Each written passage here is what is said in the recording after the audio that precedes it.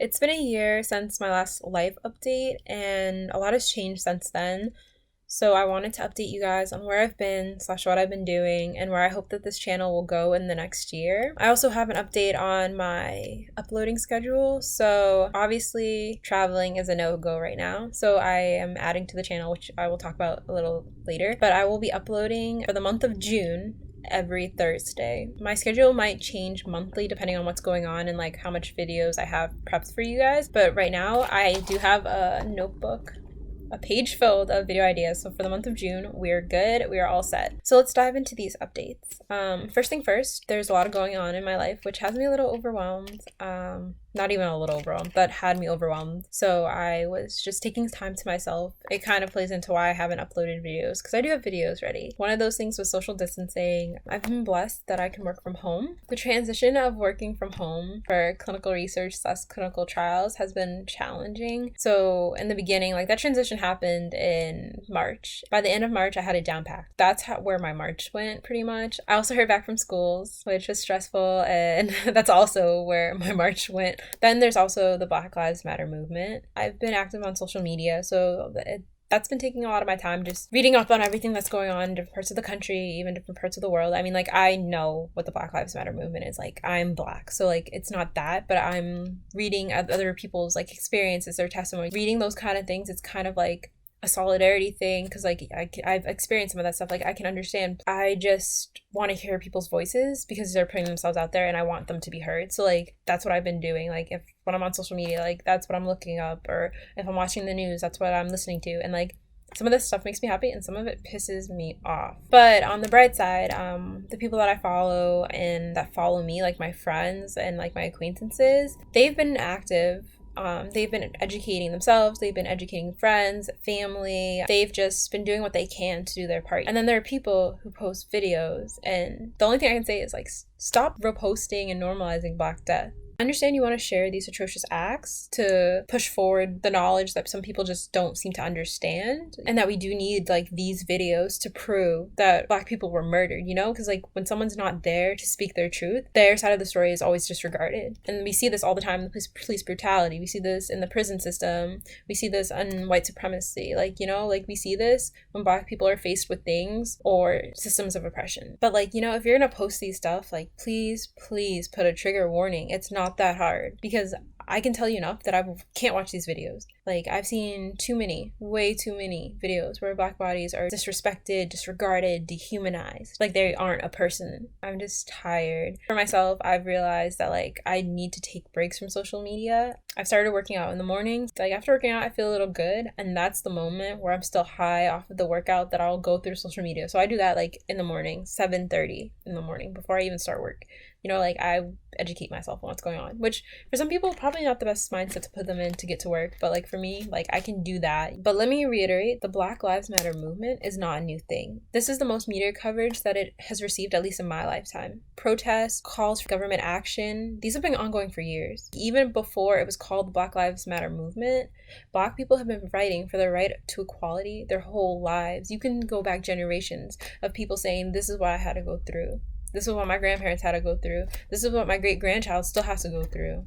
Nothing is changing. And if it's changing, we take one step forward and we're dragged back 2 steps. Look at who's in the presidency. You have a clown who disrespects all, like, pretty much all life. But, like, he really doesn't care about anyone that's not white or rich. So if you don't have money and you're not white, like, who are you to him but a potential vote? So y'all need to get out and vote. Like literally vote. I don't care if you think that these 2 candidates aren't who you want. You need to vote for a future where you can be proud that your kids can live in and that you think that they're safe in. And if these issues don't affect you, if you have people that you work with that this affects, it affects you, you know? If you have people that your kids play with, nannies, teachers, fellow classmates, this affects you. And if it doesn't affect you, common human decency, you know, which is probably not common because some of y'all don't get this, says that you are impacted, that you should care about other people. But I'm not gonna go into this right now because I'm getting heated and I need to calm down. Like I can feel my body heating up. Like I am overheating, and I just for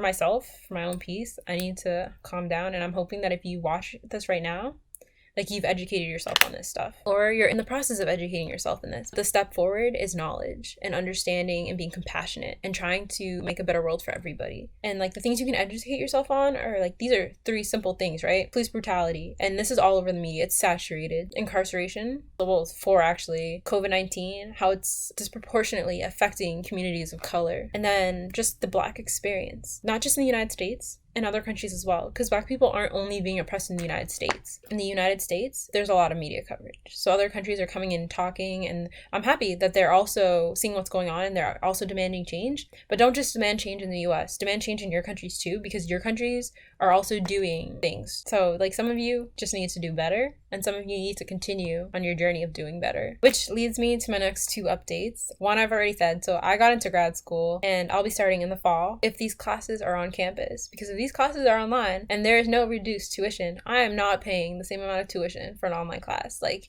you played yourself, you played the other students, and you played your professors, but you're not playing me. I'm not paying. I will see y'all in the spring, but I got into grad school, so now I don't have to lie and say I never replied. Like, guys, I got in. I will do a whole nother video on the program in the school where I'll be going in the fall, and it's not an MPH. So if you watch my first life update, I said that I was thinking of an MPH. Yo, my life has changed in a year. I am a changed person. You will be thrown for a twist, so y'all better tune in for that next video. It will drop either end of June or early July, because I already have some other videos already prepped to drop in June. But the last update is a hint towards the previous update. The program that I'm in has classes that will help me get into a PhD program. That's my future goal. Like, I want to go to a PhD program. I applied to PhD programs and masters when I applied for this fall, but sadly I didn't get into any PhD programs. But that's not going to stop me on my journey. I'm going to do this master so I can be more competitive for the PhD programs, and I'm going to use my master's thesis for this as well. My long-term goal after my PhD, and even through my PhD and through my master's, is that I want to push the narrative of Black women and girls, which is often neglected in the favor of our male counterparts. So as I go through school, I'll be posting related videos on this channel, whether it's inspired by my classes, my personal experiences, or the experiences of my friends. And some of the things that I'll talk about is my experience being a Black girl in a PWI. So PWI is a predominantly white institution, for those of you that don't know. And if you don't know the basics of what a PWI is, you need to get back into researching a lot about the Black experience, because that is used everywhere, PWI. So I went to a PWI from pretty much my whole life. My whole life has been a PWI. Let me not even try to fit a grade. Since kindergarten, I've been in predominantly white institutions. And that has a huge impact on how someone grows. Their confidence, their like self-reflection, like all of that was impacted by everything around me. So like, and then I also went to college, just guess where? At a PWI. I'm going to a master's program, just guess where? A PWI. So like, I will have videos on that stuff. And I think it's really important. There are things that my classmates wouldn't know, and if they watch this, it'll be a learning experience for them. And maybe like they're probably not in school anymore, but like in the future they're kids. Like, you can learn from this. You can learn regardless if you're a parent looking out for their Black kid or something, because like Black parents, y'all, if you didn't go to a PWI and you send your kid to a PWI, and I understand why you're sending them to a PWI, whether it's like where you live and that's a school in your district, or you're trying to like put them in the school because it's known as that school, you know, there are things that you need to know about, things your kids could be going through that you didn't experience. So these aren't things that you're looking for. And these are things that you neglect in favor of saying like, oh, you're getting a better future. Like, I'm doing this for you.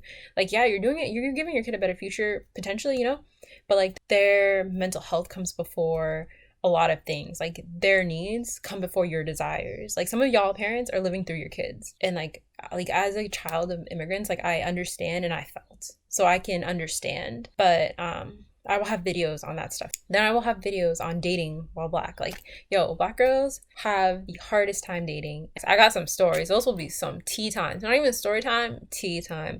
Because it's crazy. If you don't have Black men saying that they don't date Black women, you have some people of other races fetishizing Black women. Bro, some of the things, some of you men be wildin', right? Some of the things you guys say to me, I'm literally like, sir, I don't know who you think you're talking to, but it is not me. Go talk to someone else.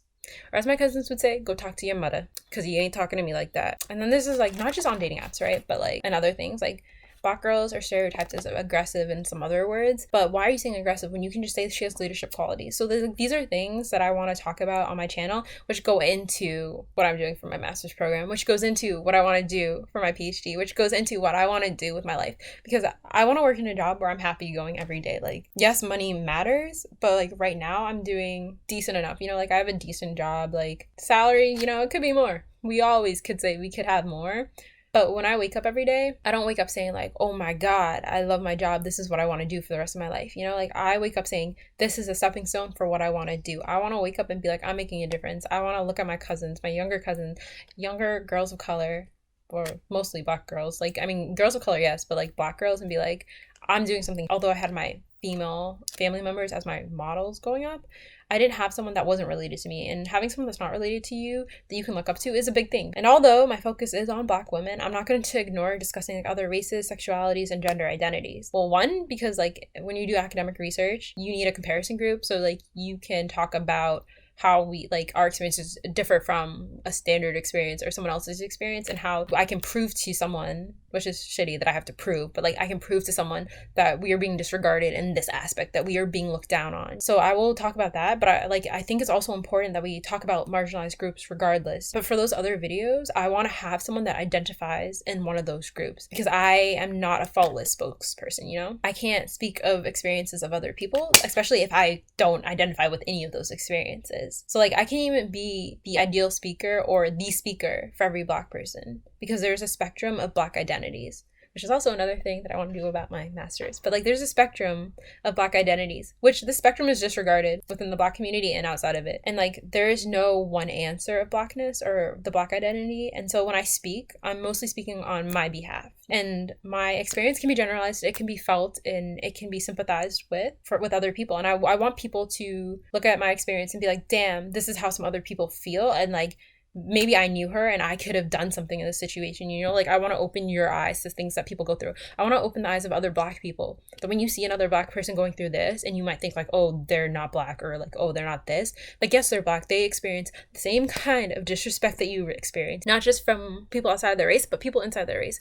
And it hurts even more when it's inside your race, when you think that you have someone that you can talk to, that someone that might know just like a simple thing of what you're going through, and they're ones to turn their back on you too. It is crazy. With my videos, I just hope everyone joins me on this journey of self-reflection and my future progress, and like where I want to be and how I'm going to attain my goal of where I'm going to go. So I will see you guys with the next video. So the next video that I post will be me trying on clothes from a store. I was online shopping during social distancing. Like, I love shopping. I love clothes. Like, I will have mad videos probably of clothes.